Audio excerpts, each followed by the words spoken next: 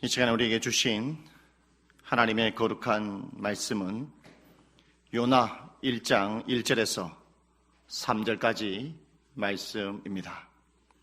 구약성경 1287면쯤에 있습니다. 요나 1장 1절에서 3절까지 말씀입니다. 여호와의 말씀이 아미떼의 아들 요나에게 임하니라 이르시되 너는 일어나 저 큰 성읍 느느웨로 가서 그것을 향하여 외치라. 그 악독이 내 앞에 상달되었음이니라 하시니라. 그러나 요나가 여호와의 얼굴을 피하려고 일어나 다시스로 도망하려 하여 욥바로 내려갔더니 마침 다시스로 가는 배를 만난지나 여호와의 얼굴을 피하여 그들과 함께 다시스로 가려고 배 삭슬 주고 배에 올랐더라. 아멘. 주전 8세기 북이스라엘의 여로보암 왕 2세 시대에 가장 크게 부유함을 누렸던 시대입니다. 가장 부유함을 누렸던 시대. 그런데 안타깝게도 가장 타락한 시대도 주전 8세기 여로보암 왕 2세 시대였습니다. 하나님은 이 불순종한 북이스라엘을 깨닫게 하기 위해서 하나님은 호세아 선지자를 보내셔서 말씀합니다. 그래도 깨닫지 못하였습니다. 하나님은 아모스 선지자를 보내서 그들을 돌이키려고 하였지만 이스라엘 백성들은 돌아오지 않았습니다. 회개하지 않게 되었다라는 것이죠. 하나님은 가슴을 치며 통곡하고 가슴 아파하면서 하나님은 또 한 사람을 찾아갑니다. 오늘 우리가 본문의 말씀을 읽은 바로 요나 선지자를 찾아가게 되죠. 오늘 1장 2절의 말씀에 하나님은 요나 선지자에게 찾아가서 너는 일어나 저 큰 성읍 니느웨로 가서 외치라. 악독이 내게 상달되었느니라 라고 말씀하였습니다. 하나님이 요나에게 말씀하신 나라는 하나님의 백성의 나라가 아닙니다. 하나님을 믿는 나라가 아니죠. 아수르, 바로 이방의 나라를 향하여 요나를 보내는 것을 볼 수 있습니다. 여러분, 무엇 때문에 하나님께서는 이방 나라에 하나님의 선지자를 보내는 그 이유가 무엇이겠습니까? 그것은 하나님을 믿지 않는 백성들도 저 세상에 있는 한 사람도 하나님께서는 아끼시고 소중하게 여기고 있다는 것을 우리에게 말씀하고 있습니다. 하나님의 선지자 요나를 보내서 그들도 하나님의 말씀을 들을 수 있는 기회를 주시고자, 그들이 하나님의 말씀을 듣고 회개할 수 있는 기회를 주시고자 요나 선지자를 보내셨다라는 것입니다. 하나님의 선지자, 하나님의 부르심을 받은 요나 선지자, 하나님의 말씀을 듣고 어떻게 했을까요?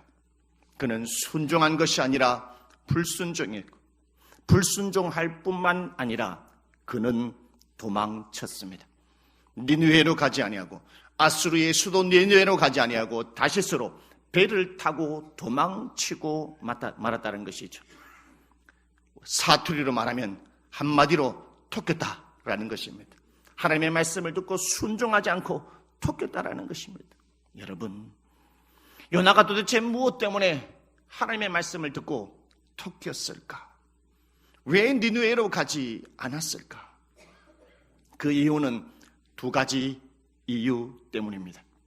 첫 번째 이유는 하나님 때문이고, 두 번째 이유는 아수르 때문이었다라는 것입니다. 요나 4장 2절의 말씀에 보면 요나가 왜 니느웨로 가지 않는 그 이유를 요나가 직접 밝히고 있다라는 것이죠. 하나님은 자비로운 하나님이십니다. 하나님은 사랑의 하나님, 하나님은 용서의 하나님이라는 것을 분명히 요나는 알았다는 것이죠.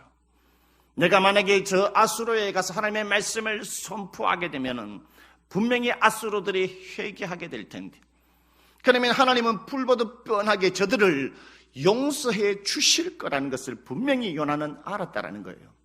그래서 하나님이 이 아수르 니느웨 이방 나라들이 회개하고 하나님이 벌을 내리시고 재앙을 내리시는 그 돌이키는 광경을 꼴보기 싫어가지고 요나는 도망쳤다라는 것입니다.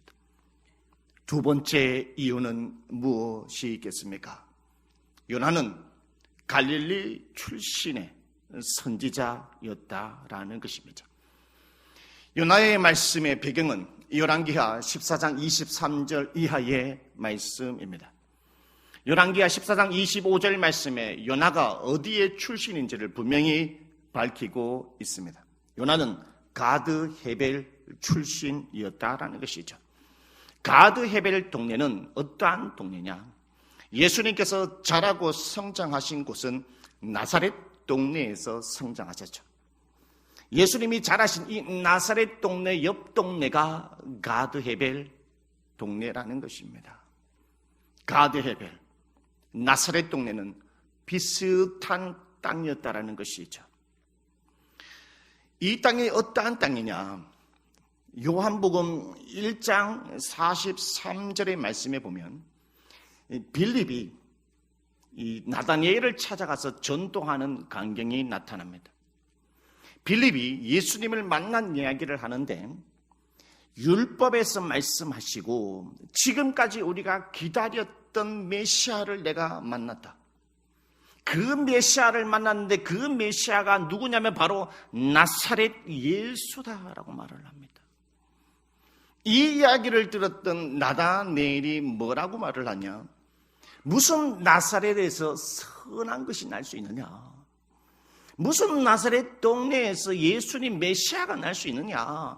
택도 없는 소리 하지 마라. 택도 없는 소리 하지 마라.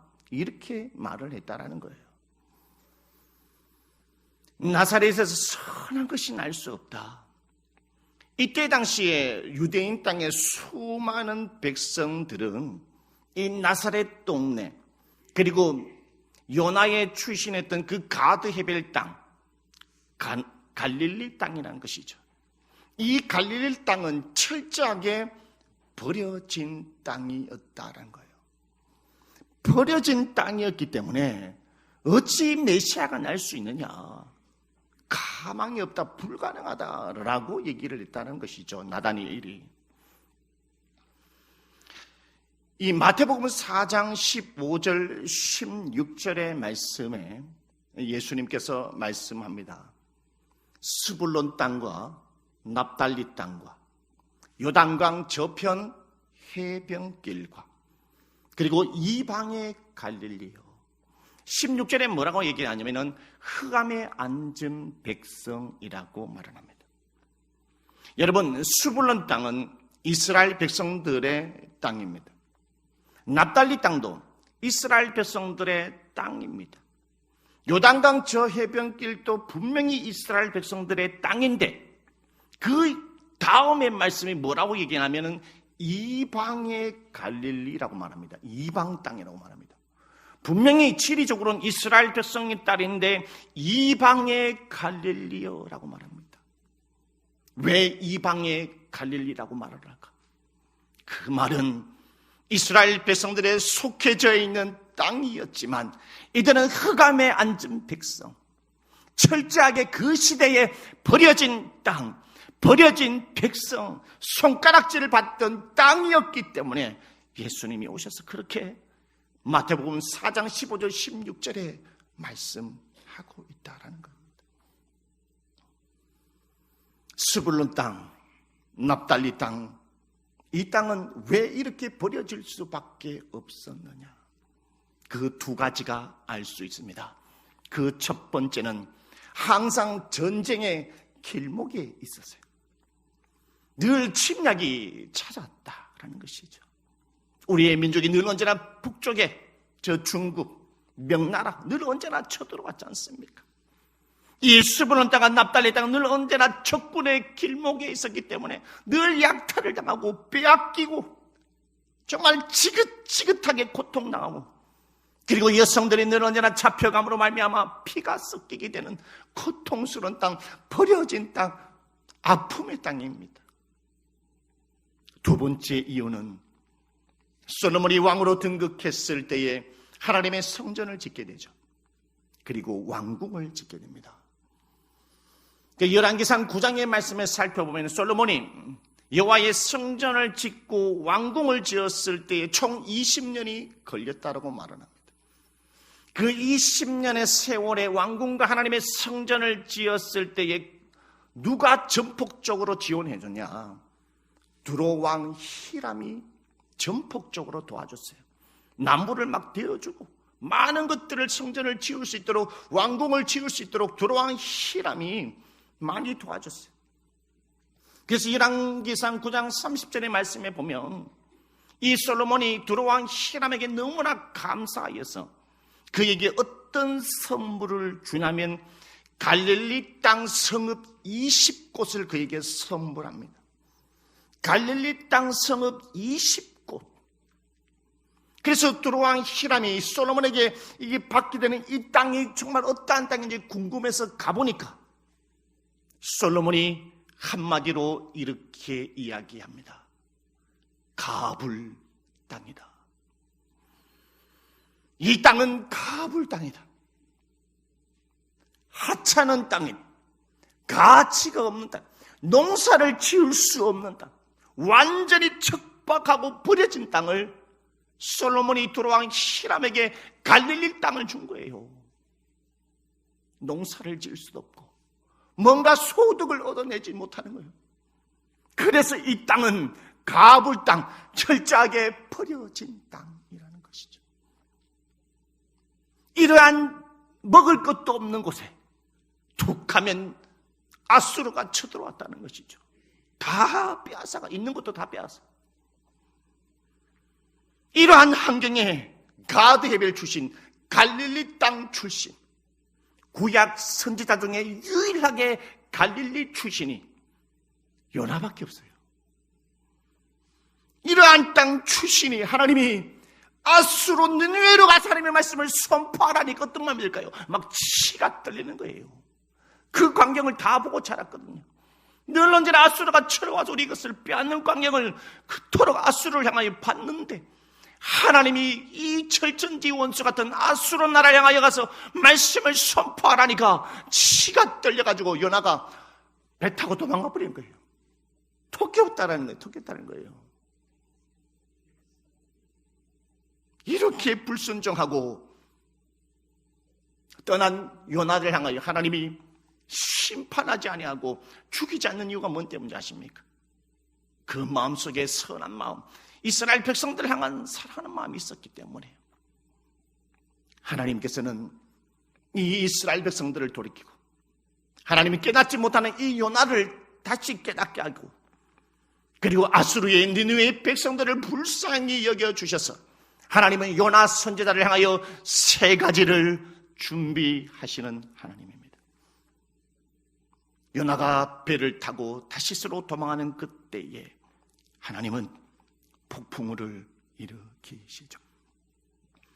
그의 배에 탄 사람들은 수많은 사람들이 있었고 점점 흉흉해지는 그 폭풍 가운데 살기 위하여 자신이 믿는 신에게 크게 소리치며 구원해 달라고 합니다. 그러나 더욱더 바다가 요동치어 되게 됐죠. 요나는 나중에 그 광경을 알게 되어서 이 폭풍우를 치는 그 이유가 요나 나 자신 때문에 하나님 앞에 불순종함으로 말미암아 하나님이 나 때문에 이 폭풍을 일으킨 것을 알고 그 사람들 향하여 이렇게 얘기합니다. 나를 저 바다에 집어 던지십시오. 나를 바다에 집어 던지십시오. 그게 사람들은 요나를 들어 바다에 집어 던집니다. 바다에 집어 던질 그때의 흉흉하던 그 바다가 고요하고 잠잠하게 되는 것을 볼 수 있습니다. 왜? 무엇 때문에? 하나님은 도대체 무엇 때문에 불순종하며 다시스로 도망가는 이 요나를 향하여 폭풍우를 일으켰을까요? 나 여호와 하나님이 폭풍우를 일으키는 하나님이다. 나 여호와의 하나님만이 이 폭풍우를 잠잠케 하는 하나님이다. 그 말은 내가 창조주 하나님이다. 요나야, 나 창조주 하나님을 믿어라.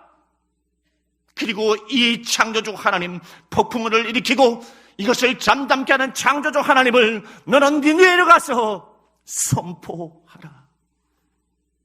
또한 이 모든 광경을 이스라엘 백성들도 알게 된다.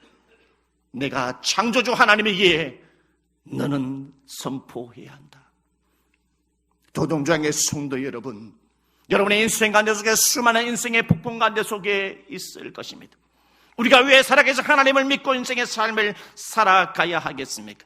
그것은 바로 이 세상에 창조하신 분이 살아계신 하나님 한 분뿐이기 때문에 우리가 믿고 오늘 이 자리에 나와 주님 앞에 예배를 드리는 이유가 바로 그라는 것을 여러분 꼭 기억하시기를 주님의 이름으로 축복합니다. 요나는 바다에 던져졌죠. 이제 나는 끝이다. 치가 떨리는 가운데 나는 더 이상 아수르로 가서 말씀을 선포하지 않아도 된다. 모든 인생을 다 놓았을 그때에 하나님은 무엇을 준비합니까? 하나님은 큰 물고기를 준비하십니다. 큰 물고기를 하나님이 준비하셔서 하나님은 그 요나를 삼켜버리게 되죠. 요나는 이제 죽었다고 싶었는데 물고기 뱃속에서 3일 동안 지내게 됩니다. 1장 15절에 요나를 들어 바다에 던짐에 바다가 뛰노는 것이 곧 그치니라. 16절 그 사람들이 여호와를 크게 두려워하여 여호와께 제물을 드리고 소원을 하였더라.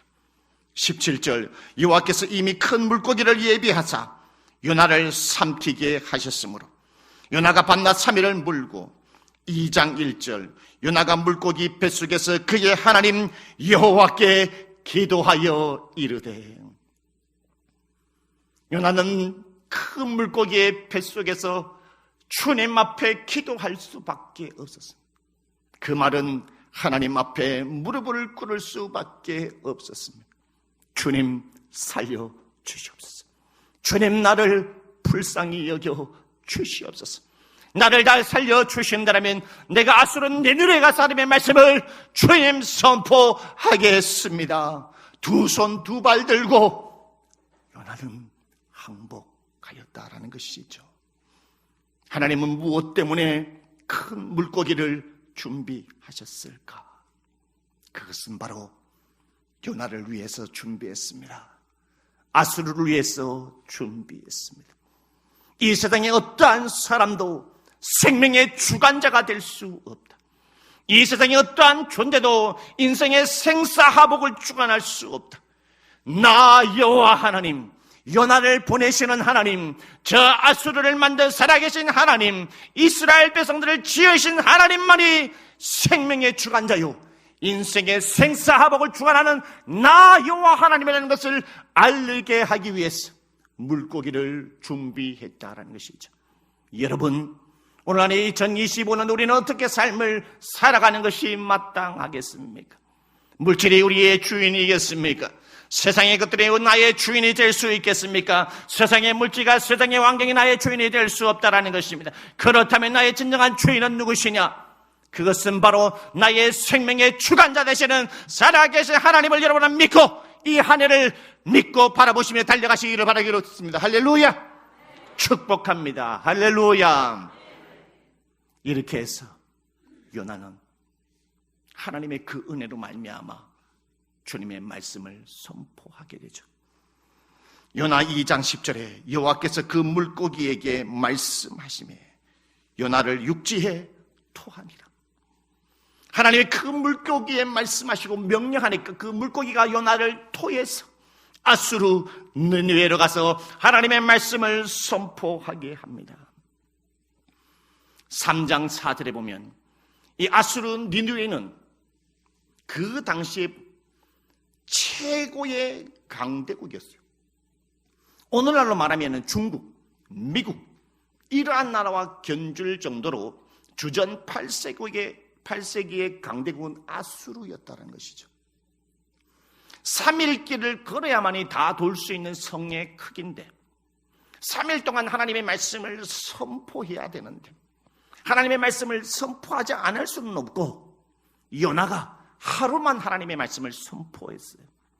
하루 하나님의 말씀을 선포하면서 뭐라고 했겠냐? 앞으로 40일이 지나면 이 큰 성읍 니느웨는 멸망하게 될 것입니다. 40일이 지나면 이 성은 멸망할 것이라고 선포했어요. 그런데 여러분, 어떠한 일이 일어난지 아십니까? 이 회개의 재앙의 말씀을 선포한 이후에 왕이 금식을 선포하는데 온 백성들로부터 시작해서 가축들까지 모두 하나님 아버지 앞에 금식하며 회개 기도하는 거예요, 여러분. 여러분, 이 광경을 보고 어떠한 생각이 들었습니까? 그래서 10절의 말씀에 보면 하나님이 그들이 행한 것 곧 그 악한 길에서 돌이켜 떠난 것을 보시고 하나님이 뜻을 돌이키사 그들에게 내리라고 말씀하신 재앙을 내리지 아니하시니라. 할렐루야. 아수르에게 니느웨 성에 재앙을 내리기로 했는데 이들이 회개하는 것을 보고 하나님이 뜻을 돌이켜 재앙을 내리지 아니했다라고 말씀하고 있습니다. 하나님이 이 광경을 보고 어떤 마음을 들었을까?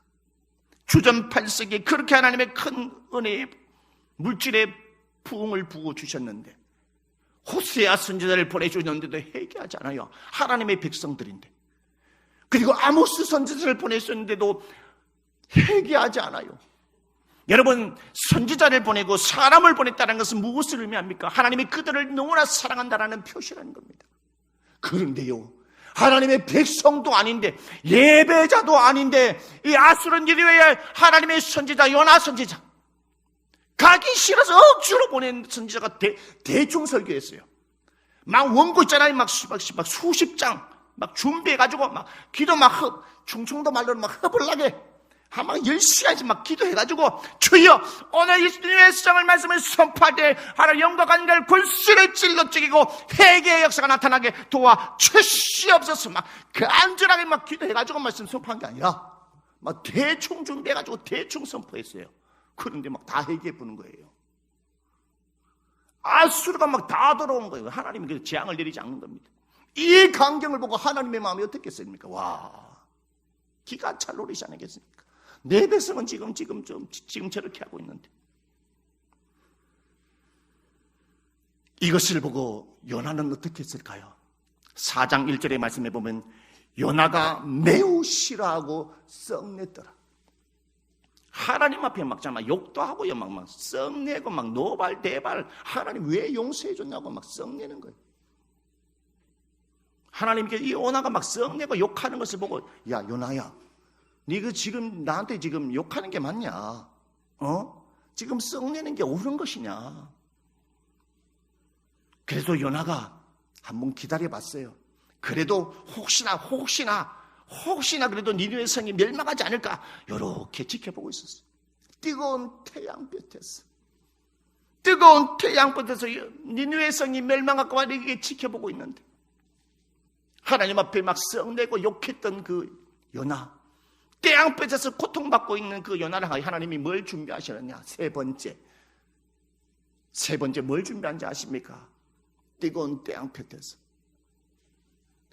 나 같았으면요, 내한테 막 욕했던 이 요나를 진짜 한 방 지기 받았으면 좋겠는데 하나님 앞에 막 손가락질하고 욕했는 이 요나를 향하여 하나님은요 박넝쿨을 준비하십니다. 세 번째로 박넝쿨을 자라게 해가지고 뜨거운 태양볕에 있는데 이 박넝쿨 있잖아요, 잘 자라게 해가지고 요나가 태양볕에서 시원하게 그늘에서 보낼 수 있도록 박넝쿨을 주시는 거예요.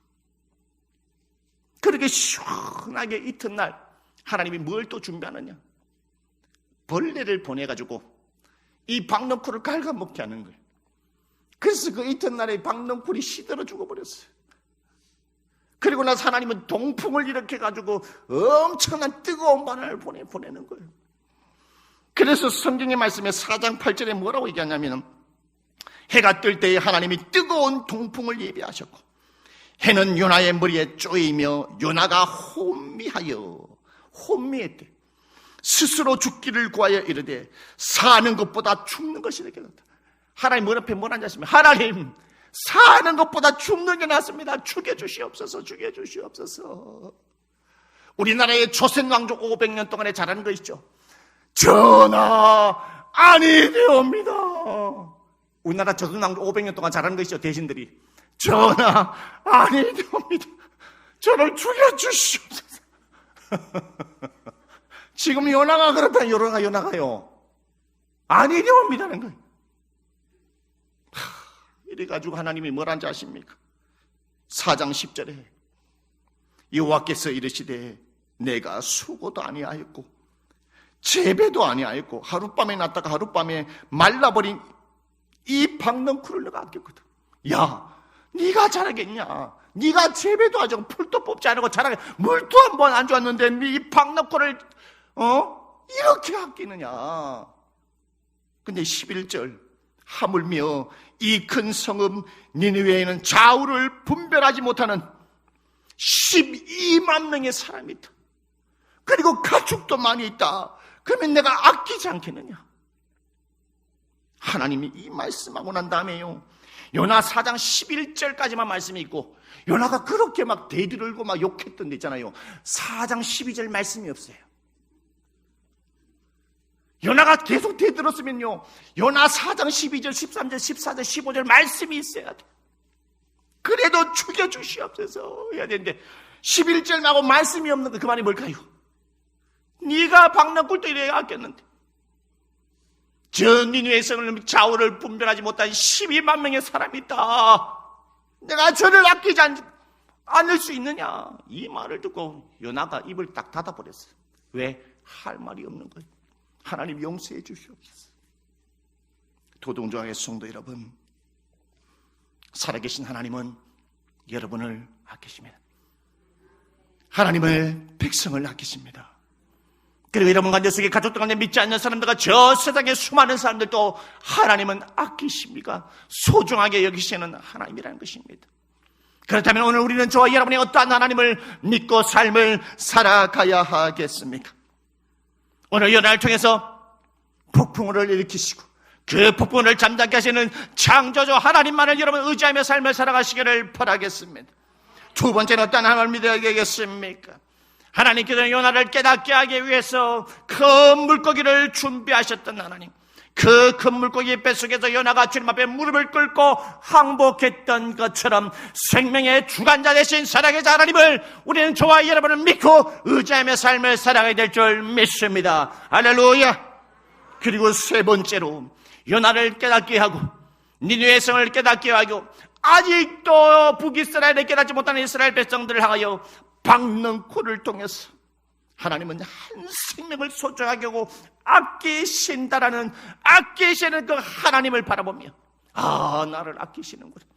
2024년도를 아껴서 내가 오늘 이렇게 존재하고 살아가는구나. 하나님이 나를 아껴서 오늘 내가 이 자리에 있구나. 그러니 남은 2025년도를 주님만 바라보며 삶을 살아가겠구나. 이렇게 여러분이 고백하시는 여러분이 되시기를 주님의 이름으로 축복합니다. 할렐루야. 기도